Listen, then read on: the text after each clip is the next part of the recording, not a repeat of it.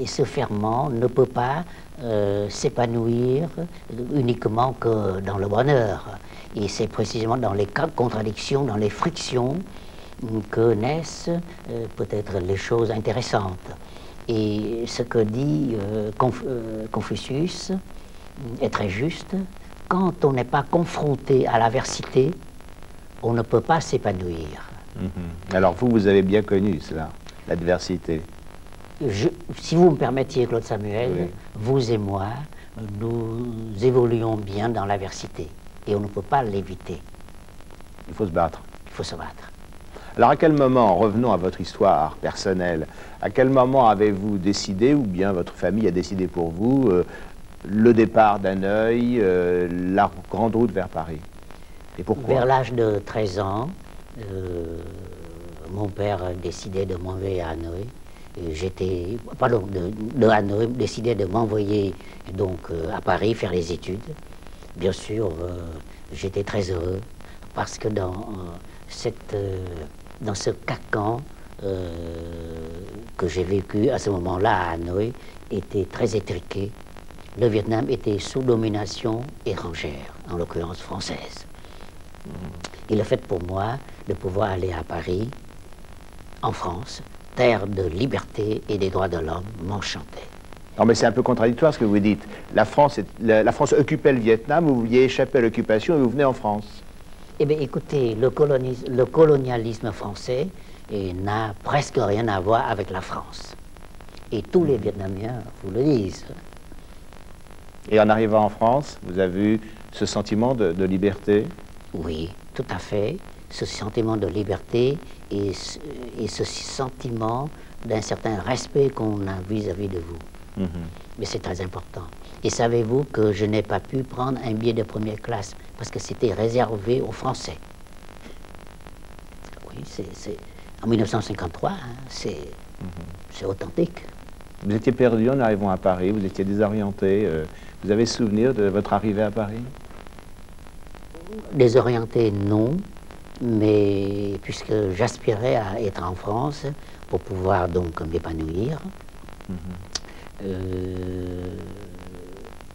comme je me forçais, c'est peut-être pas tout à fait le mot, je m'obligeais donc à lire tous les jours le vietnamien, ce qui fait qu'au bout d'une dizaine d'années de pensionnat, sans rencontrer aucun Vietnamien, j'ai toujours pu garder cette culture intacte en moi. Vous étiez francophone au départ?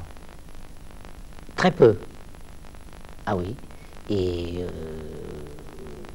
j'ai appris le français au Vietnam, mais je ne pensais pas pouvoir m'évoluer de façon harmonieuse en France tout de suite. Donc j'ai pu, pendant 2-3 mois de vacances, travail intensif du français. Et j'ai pu suivre un cursus scolaire secondaire normal, quoi. Alors, vous avez cité le nom d'Olivier Messiaen. Olivier Messiaen, c'est un grand virage dans votre carrière musicale. Pourquoi êtes-vous arrivé un jour chez Olivier Messiaen? Tout à fait par hasard, d'ailleurs. C'était un tel maître que, pour l'aborder, on avait toujours une certaine appréhension. Mais je me suis quand même décidé, puisque après avoir fait des études d'harmonie, de contrepoint, conservatoire qui me barbait beaucoup, je me suis dit, il faut maintenant, il faut que je me jette à l'eau, il faut que j'aille voir Messiaen. Et un souvenir extraordinaire, inouï, inoubliable. J'ai montré à Messiaen quelques mesures de musique, flûte et piano. Il a tout de suite aimé ce que je faisais, et il avait dit une phrase qui m'a tellement ému, et sûrement par cette grande modestie, et la grande modestie n'est réservée qu'aux grands hommes. Il disait qu'il regrettait de ne pas être né asiatique. Et comme Messiaen, c'est certainement l'un des Occidentaux qui profondément aiment la culture orientale, et il a failli rester au Japon au cours de son voyage en 1960, parce qu'il a été tellement charmé par le Japon. Quand il a écrit des œuvres qui sont inspirées par l'Orient, les Haikai par exemple, inspirés par le Japon, vous, l'Asiatique que vous êtes resté aussi, pense que ça correspond à une vérité de l'Orient, ou bien une vérité vue à travers l'esprit d'un Français, donc une vérité un peu douteuse? Écoutez, je pense que dans quelque domaine que ce soit, il n'y a pas de vérité, dans quelque domaine que ce soit. Mais c'est une vision, une approche que Messiaen, occidental, aimant profondément l'Orient, a apporté. Et je pense qu'un oriental ferait une autre démarche. Alors, il y a une démarche de rapprochement de part et d'autre. Aujourd'hui, vous en avez déjà parlé, le rapprochement de ces cultures, et vous-même, vous personnifiez un peu ce rapprochement. Est-ce qu'il n'y a pas des risques? Le risque, par exemple, qu'une culture soit pervertie par l'autre? Non, pas du tout. Surtout pour la musique. Je ne sais pas pour l'écriture, pour les écrivains et les poètes, je ne peux pas parler en leur nom, mais André Gide a dit une phrase très intéressante: l'écrivain français a besoin plus que tout autre du levain de l'étranger. Et je crois que pour ma part personnelle, pour tout créateur, ceci est valable. Et André Gide a dit aussi une autre phrase très belle. Alors, les plus belles choses sont celles que souffle la folie et qu'écrit la raison. Il faut demeurer entre les deux, tout près de la folie quand on rêve, tout près de la raison quand on écrit. Alors donc, avoir une double culture, en faire la synthèse, est nécessaire pour tout compositeur asiatique. Et alors cette folie et cette raison, vous ne les retrouvez pas également chez Messiaen, d'une certaine façon? Tout à fait. Tout à fait, comme tous chez les grands artistes. Plus ou moins, disons, peut-être plus chez Messiaen que chez d'autres, non? Il y a ces grands éclats, d'ailleurs, quand on lui disait, au parlait du romantisme, il disait, mais pourquoi pas? Enfin, il n'était pas contre, alors qu'on était d'une époque un peu, dans les années 50-60, de rigueur, on voulait des œuvres épurées. Messiaen, il aimait garder un peu la folie, quand même, des grandes œuvres pathétiques. L'esprit français est déjà l'esprit cartésien. C'est le génie français propre. Les exceptions ont brillé au firmament de la culture française, tels Berlioz, voilà, Berlioz, Messiaen, qui sont tous les deux sagittaires d'ailleurs. Parce que, voyez-vous, le signe sagittaire, c'est à la fois toujours tendre vers les cieux, mais avoir les pieds bien sur terre. Et c'est tout à fait Messiaen, hein, vous savez. Et c'est pas un hasard si une des grandes admirations de Messiaen était justement Berlioz. Tout à fait. Alors, qu'est-ce qui vous a appris, Messiaen? Vous êtes resté combien de temps dans sa classe? 2 ans. Je suis resté 2 ans. Et à la première année, j'ai déjà eu mon premier prix, à mon grand étonnement. Je peux le dire sans aucune fausse modestie, sans prétention, mais c'est très rare qu'on décerne un premier prix en composition en première année. Mais je l'ai eu, bon, disons, par chance. Et je suis resté encore une 2e année parce que je savais que je n'ai presque rien appris de Messiaen. Et au bout de seulement 2 années, j'ai quitté le conservatoire, la classe de Messiaen, mais pas Messiaen, parce que j'ai continué à avoir besoin de son enseignement, non seulement du point de vue musical, mais également philosophie de vie. Qu'est-ce qui vous a fait découvrir, alors d'abord en termes de musique, puisque on sait que lorsqu'il était professeur au conservatoire, il prenait chaque année des thèmes particuliers, il étudiait par exemple une année l'opéra, une année les cultures traditionnelles. Alors quel a été le point qui vous a fait découvrir? L'un des points principaux à cette époque-là fut donc le rythme hindou, ces fameux rythmes hindous, et les chants d'oiseaux pour ces 2 années. Mais j'ai pu continuer à bénéficier de son enseignement concernant les grands opéras. Mais je crois que ce qui m'a le plus appris, c'est la bonté humaine, cette bonté profonde et cette honnêteté profonde devant la vie. Je crois que Messiaen reste pour moi l'un des derniers romantiques perchés sur les cimes. Et c'est très rare à notre époque, très très rare. Alors vous parlez des oiseaux. Messiaen a souvent dit, d'une façon un peu triste, je parle des chants d'oiseaux à mes élèves et eux, ils n'y sont pas sensibles, ils n'y comprennent rien. Donc vous n'étiez pas de ces élèves qui ne comprenaient pas les chants d'oiseaux, alors? Disons que je comprenais à ma façon. Messiaen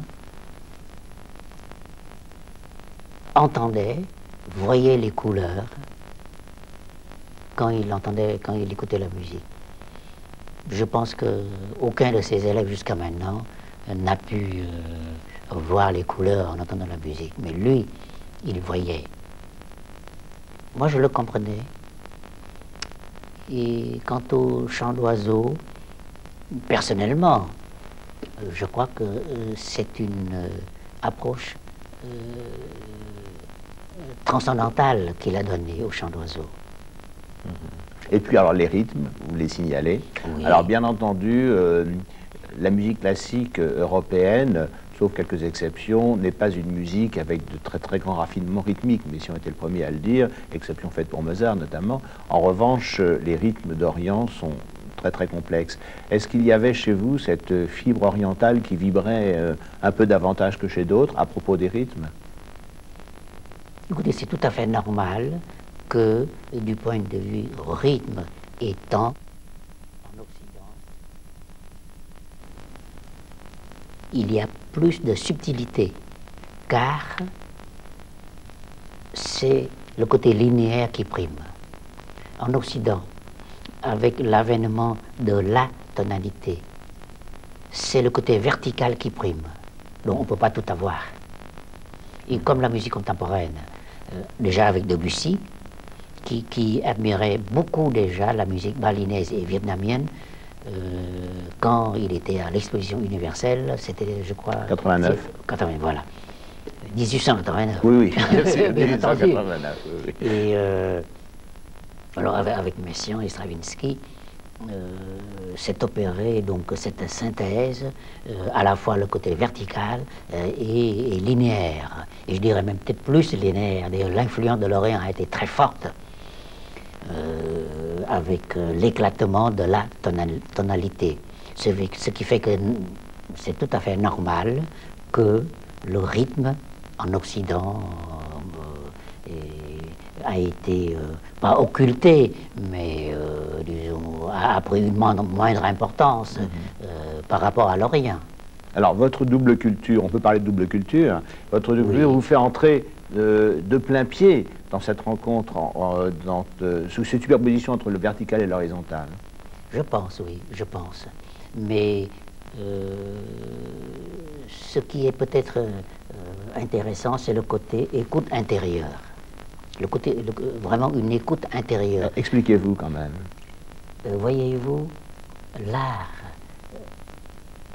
aucun art n'arrive à exprimer le moi profond. Ce qui fait que les chants les plus beaux sont ceux qu'on entend intérieurement. Ce n'est pas par hasard que Messiaen a toujours été poursuivi par le chant de l'ange. Voyez-vous, replaçons-nous à Saint-François d'Assise. Et nous sommes tous, je crois, musiciens poursuivis par ce chant de l'ange qui nous fait chavirer de joie, qui nous fait chavirer dans la mort. C'est un peu frustrant pour un compositeur de penser que le plus beau chant est celui qui ne s'exprime pas. C'est pas frustrant, au contraire, c'est stimulant parce qu'on tend toujours à atteindre ce chant, mais on n'atteindra jamais. C'est comme la voie du bonheur dont je vous parlais au début.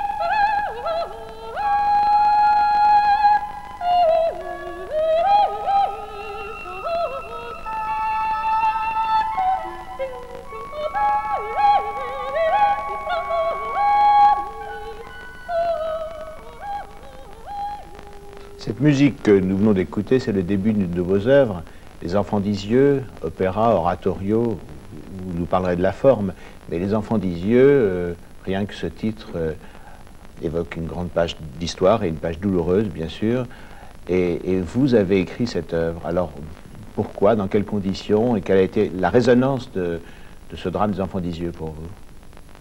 C'est grâce à vous qui m'avez pris contact pour me proposer ce sujet. Je l'ai accepté d'emblée, car pour moi, pouvoir apporter une voix de protestation contre le fascisme, contre le nazisme, l'une des plus grandes tragédies de l'humanité, est pour moi un devoir. Et tout en sachant que toucher à un tel sujet est très difficile. Aborder la Shoah n'est pas forcément évident. Mais la vigilance et la fragilité, ce sont les principes que nous enseigne la sagesse. Ce qui fait que les Enfants d'Isieux, ce thème des Enfants d'Isieux, m'a hautement intéressé. Je l'ai abordé avec beaucoup d'humilité et avec innocence. C'est peut-être pour cela que j'ai pu faire ce que j'ai pu entreprendre, disons, mener à bien cette œuvre. Alors vous êtes rappelé que c'était sur un texte de Roland Coss, qui a fait un livre, d'ailleurs sur les Enfants d'Isieux. Il y a différents livres qui ont été écrits.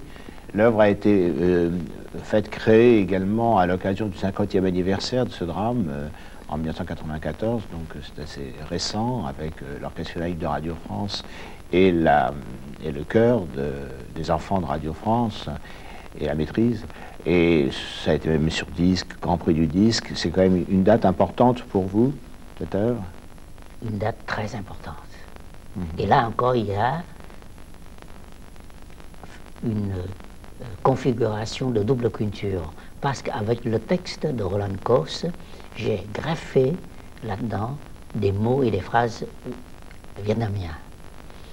Et le chœur est précisément traité à la fois sous l'angle oriental et occidental. Oui, c'est une date très très importante pour moi que sont les Enfants d'Isieux, 1994. Et je crois bien que durant les nuits où j'ai composé cela, presque dans le noir,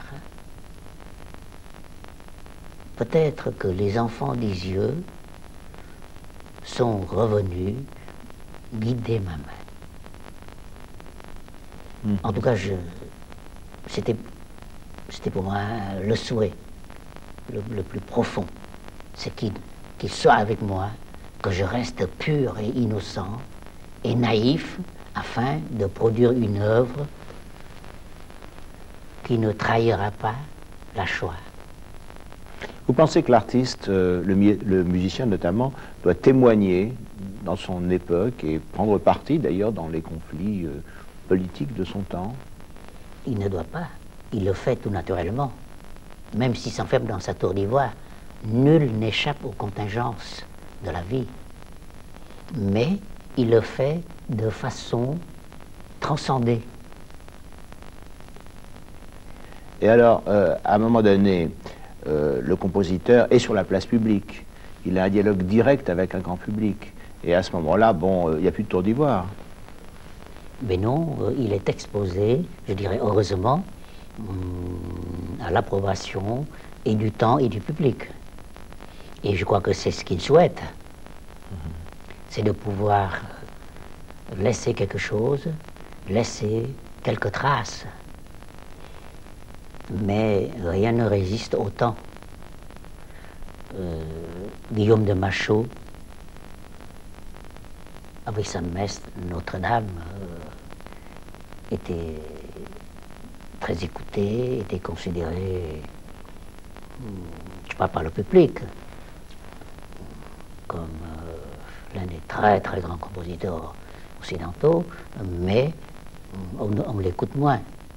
On écoute la musique autour de l'époque de Jean-Sébastien Bach jusqu'à maintenant. Donc ce n'est qu'un cycle, bien que le progrès,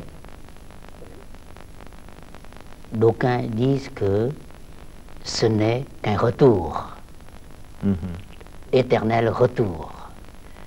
Il n'y a pas de progrès dans l'art, c'est un cycle. Et je crois que la vie est également un cycle. Il n'y a pas de progrès, mais il y a une évolution. Vous n'allez pas écrire néanmoins comme Bach, comme Mozart, comme Vivaldi. Oui, il y a une comme évolution. Beethoven. Certes, il y a une évolution, mais ce n'est pas une évolution dans le sens de progrès, comment je dirais, d'invention qui n'a pas de lien avec le passé.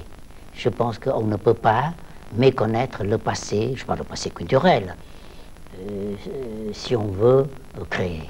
Alors encore un mot sur Les Enfants d'Isieux, dont nous avons entendu un petit extrait, c'est le début de cette œuvre.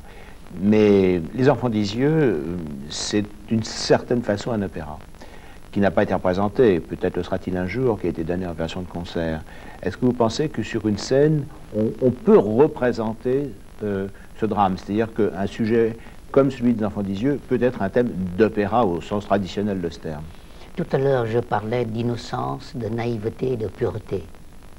Donc, je pense pouvoir vous affirmer que mon grand souhait, c'est que cet opéra oratorio puisse être donné sur scène, mais avec une mise en scène épurée, une mise en scène de grande rigueur.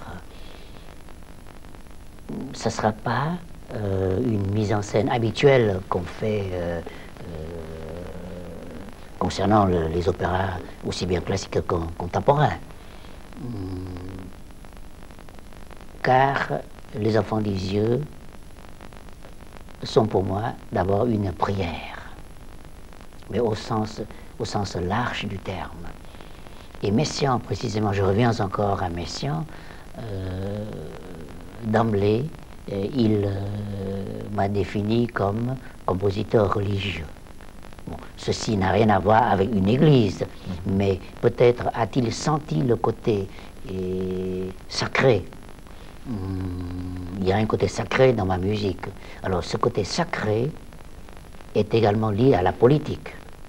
Ah oui, c'est-à-dire, ah bon? Oui, mais j'entends politique au sens large du terme, hein, c'est-à-dire à l'éthique, à un idéal de vie.